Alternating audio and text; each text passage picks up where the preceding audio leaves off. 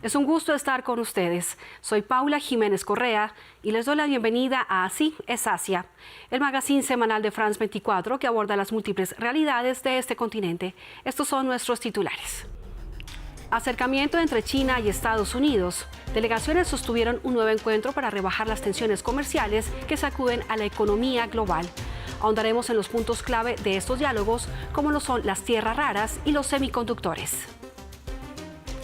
Vietnam abandona su política de 2 hijos por familia debido a la caída en la tasa de natalidad que se viene registrando en los últimos años. El gobierno de India inauguró el puente ferroviario más alto del mundo que une a India con la Cachemira administrada por India. La estructura, con 1.315 metros de largo y 359 metros de alto, supera a la Torre Eiffel de París. Iniciamos este recorrido por el continente asiático con el encuentro entre delegaciones de China y Estados Unidos con el fin de rebajar las tensiones comerciales. Londres, la capital del Reino Unido, fue el punto de encuentro y entre los ejes principales de las negociaciones se encontraba flexibilizar los controles de exportación de ciertos productos. China ha limitado sus envíos de minerales de tierras raras, mientras que Estados Unidos limitó sus exportaciones en tecnología, afectando en ambos casos no solo a sus propias economías, sino a las de varios países del mundo. Para analizar las negociaciones comerciales entre China y Estados Unidos, le doy la bienvenida a Max Popse, profesor de política asiática de la Universidad de Buenos Aires y que nos acompaña desde Taiwán. Profesor Popse, gracias por aceptar esta invitación. ¿Cómo se ha llegado a este escenario de acercamiento entre estas dos potencias? Hace unos meses veíamos esa feroz guerra arancelaria de toma y dame y desde hace unos días estamos viendo cómo ambas partes buscan rebajar esas tensiones. Muchas gracias por la invitación. Claramente lo que estamos viendo es la solución obvia y esperada. Esto es lo que iba a pasar. No es sostenible que las dos principales economías del mundo tuvieran tarifas de arriba del 100% entre sí. Además, el propio Trump había planteado desde el inicio que estas tarifas iban a ser una forma de negociar con el resto de los países y principalmente con China, ¿no? Y por su parte el régimen chino también había demostrado esta idea de poder acordar. Esa es una reedición de la guerra comercial y de las diferentes iteraciones que tuvo en el primer mandato de Trump, donde esto pasaba siempre, ¿no? Había un escalamiento y luego una descompresión a través de acuerdos. Yo creo que eso es la reedición de lo que va a seguir pasando, por lo menos en el futuro previsible entre estos dos países y mientras Trump esté en el poder en Estados Unidos. Uno de los puntos centrales de estos diálogos ha sido rebajar los controles a las exportaciones. El lado chino, por ejemplo, pretende que se levanten restricciones al envío de elementos de tecnología para fabricar sus chips. Del lado estadounidense se busca que se relaje la exportación de tierras raras, pues estima que China controla entre el 70 y el 90% de estas. Profesor Popse, ¿por qué son tan importantes estas tierras raras para Estados Unidos? Bueno, no son solamente para Estados Unidos, sino para cualquier economía, principalmente las economías de tamaño de Estados Unidos, sí, y la cantidad de innovación que tienen. Las tierras raras son el componente básico de todo lo que es electrónico, no solamente de los instrumentos que utilizamos diariamente, sino también aquello que tiene que ver con la seguridad nacional, defensa, exploración aeroespacial. Entonces, un insumo que es muy necesario y que Estados Unidos tiene que poder garantizarse. Las tierras raras están en todo el mundo y en realidad se podría empezar a tratar en propio Estados Unidos, es un poco la idea. Lo que pasa es que China lo que tiene es el monopolio sobre el tratamiento de estas tierras raras porque requiere de un proceso químico que es muy contaminante y que además que necesita un nivel de especialización que solamente lo ha logrado China. Pero claramente lo que vemos ahora es al utilizar como palanca para poder negociar las tierras raras, es algo que podemos esperar que tanto Estados Unidos, pero otras economías grandes como Unión Europea, Australia, empiecen a considerar tratar las tierras raras en situ, en sus propios países.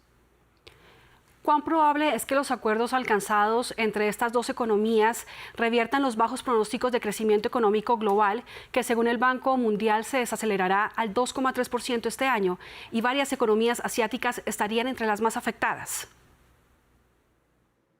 Bueno, ahí lo que pasa, esperamos que no va a haber un empeoramiento de esta desaceleración económica. si todo se mantiene como estamos hasta ahora, ¿no? Todavía quedan varios meses para este año y hemos visto que ha sido un año que ha traído muchas cuestiones imprevisibles.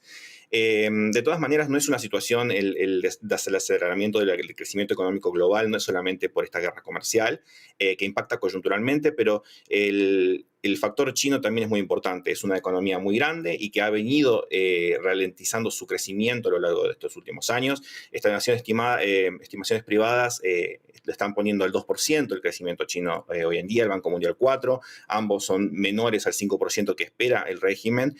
Y esto es principalmente lo que va a ir también lastrando hacia abajo el crecimiento. Pero más allá de ese indicador en particular, es importante también considerar otros indicadores que tienen que ver más con cómo se maneja la actividad económica, tanto el nivel de endeudamiento, el nivel de actividad, el desempleo, el nivel de inflación. Son todos problemas hoy en día que una economía grande como China está teniendo juntos y que eso podría causar en algún momento también una tormenta perfecta. Y a medida que eso pase, puede esparcirse hacia el resto del mundo. Profesor Popse, muchísimas gracias por haber aceptado esta invitación de Así es Asia. Muchas gracias. En los últimos 3 años, la tasa de fecundidad ha alcanzado niveles históricamente bajos en Vietnam, según el Ministerio de Sanidad, por lo que el gobierno ha decidido abandonar la política que limitaba la natalidad a 2 hijos por familia. Pero muchos vietnamitas ya no quieren tener hijos debido al aumento del costo de vida. En los últimos 10 años, las tasas de natalidad han descendido en ciertos países del sudeste asiático, entre ellos Singapur y Tailandia, donde las tasas giran en torno al 1,0%. Samuel Salgado Castro tiene los detalles. En Vietnam, cada pareja es ahora libre de elegir el número de hijos que desea tener. Luego de 37 años de un programa de control de natalidad al estilo chino, que en el caso vietnamita limitaba a 2 el número de hijos permitidos, el gobierno busca hacer frente a la continua caída de la tasa de fertilidad. De 2,11 hijos por mujer en 2021, la cifra bajó a 2,01 en 2022, luego a 1,96 y finalmente a 1,91 el año pasado. El fenómeno afecta especialmente a la capital, Hanoi, y a la ciudad de Ho Chi Minh, en el sur del país. Y no es una coincidencia, estas ciudades son los 2 centros económicos de Vietnam, donde los salarios no pueden seguir el ritmo del aumento del costo de la vida. Como joven de la sociedad actual me he dado cuenta de que la gente tiene menos hijos. Esto se debe a que tener hijos tiene que ajustarse a la situación económica de cada uno y dejar tiempo para el bienestar personal. En Hanoi, la reflexión parece ser universal. Tener más hijos no es una prioridad. En general, cuantos más hijos tienes, mayor es la responsabilidad. El Estado exhorta a la sociedad a adoptar una perspectiva más amplia sobre población y desarrollo. Vietnam fue la economía más dinámica de la Asociación de Naciones del Sudeste Asiático durante el último año. India inauguró recientemente el puente ferroviario más alto del mundo que une al país con Jammu y Cachemira, una zona ubicada en la Cachemira administrada por India y que se encuentra en disputa con Pakistán. El puente busca también impulsar el turismo, el comercio y la agricultura. Informe de Samuel Salgado Castro. El primer ministro Narendra Modi camina con la bandera de India por el puente ferroviario más alto del mundo. Este proyecto de infraestructura construido sobre el río Chenab tomó más de 20 años en construirse. Es 35 metros más alto que la Torre Eiffel. Y el momento de su inauguración no puede ser más apropiado. Tan solo hace un mes, India y Pakistán lograron un acuerdo para implementar un alto el fuego inmediato después de 4 días de ataques mutuos que afectaron especialmente a esta región históricamente en disputa. Ahora el Valle de Cachemira está conectado a la red ferroviaria de la India. Cuando describimos a la madre India, llevamos mucho tiempo diciendo la frase de Cachemira a Kanyakumari. Esto también se ha convertido en una realidad para la red ferroviaria. En medio de las tensiones con Pakistán, este puente se convierte en el primer enlace ferroviario entre la Cachemira administrada por India y el gobierno central en Nueva Delhi. Y el Vande Bharat Express, el tren más rápido de India, será el encargado de esta unión simbólica, pero también estratégica para la economía local.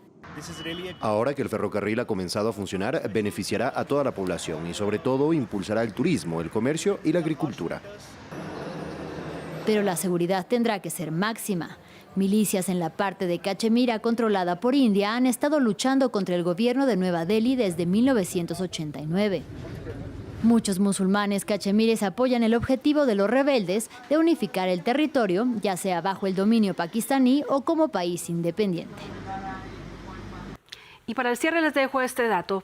La selección de fútbol de Uzbekistán estará por primera vez en un mundial, luego de que igualara 0-0 al equipo de Emiratos Árabes Unidos y consiguiera así el segundo puesto del Grupo A, encabezado por Irán, en las eliminatorias asiáticas. Llegamos al final de esta edición de Así es Asia. Muchísimas gracias por acompañarnos. Los invito a que dejen sus comentarios en la cuenta de X que aparece en sus pantallas y a que visiten nuestra página web france24.com. Recuerden que pueden encontrar este programa en su plataforma de audio favorita. Y no olviden nuestra cita semanal.